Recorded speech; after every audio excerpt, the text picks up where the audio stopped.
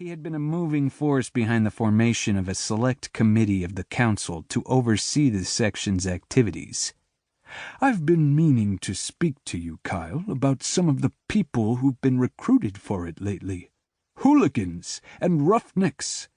"Isn't that a bit strong, Alistair?" Rutherford admonished mildly. "By no means. Granted, our standards for temporal service personnel have always been, of necessity, somewhat elastic.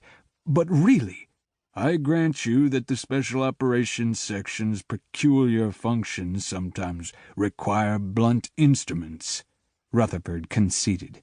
"But remember, all personnel selections are subject to a veto by Jason Thanou, the head of the section.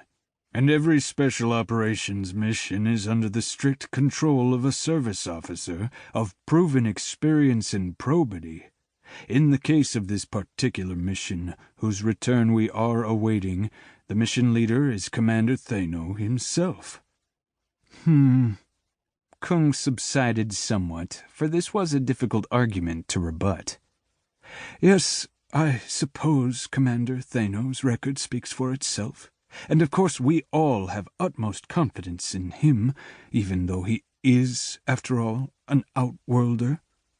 Kung suddenly and belatedly recalled that the third person present was from the colony world of Arcadia, Zeta Draconis A2. He turned to her with an agonizingly embarrassed smile. "Of course I did not mean to imply that—" "Of course not, sir." Chantal Frey showed no signs of having taken offense at Kung's gaffe. She was a slender, youngish woman with straight, dark brown hair and pale, regular features. Her nondescript appearance was matched by a personality that was quiet to the point of diffidence, but she could be stubborn in her mild way, and she seemed undisturbed by, indeed barely even conscious of, her somewhat ambivalent status as a returned defector. She had been a member of an extratemporal expedition Jason Thanou had led to the Greece of 490 BC. There they had made the shattering discovery that had led to the formation of the Special Operations Section. The Authority was not operating the only temporal displacer on Earth, as it had always believed.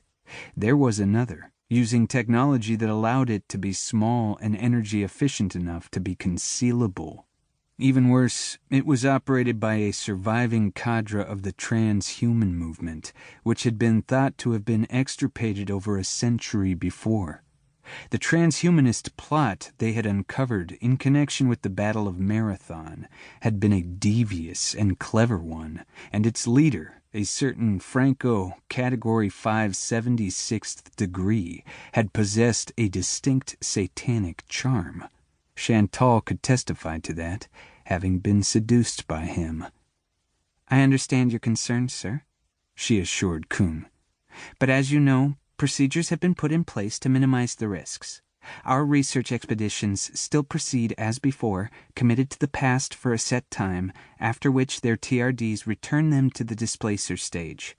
But now, when they uncover evidence of transhumanist activity, they immediately inform the Authority via message drops." The leaving of written messages on extremely durable media in prearranged and out-of-the-way locations was the only way extratemporal travelers had to communicate with the era from which they had been displaced backward in time.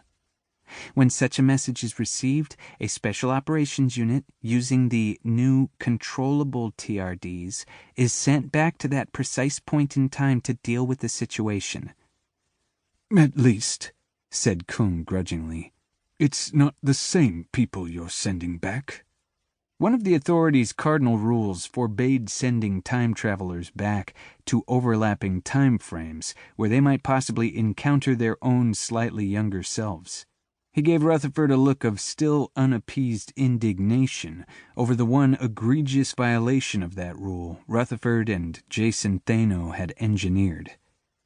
"No, indeed," agreed Chantal. "Of course, they work with the academic expedition that is already in place in the milieu, but there can be no objection to that." "Possibly not, but blast it, Kyle, they're allowed to take modern weapons and equipment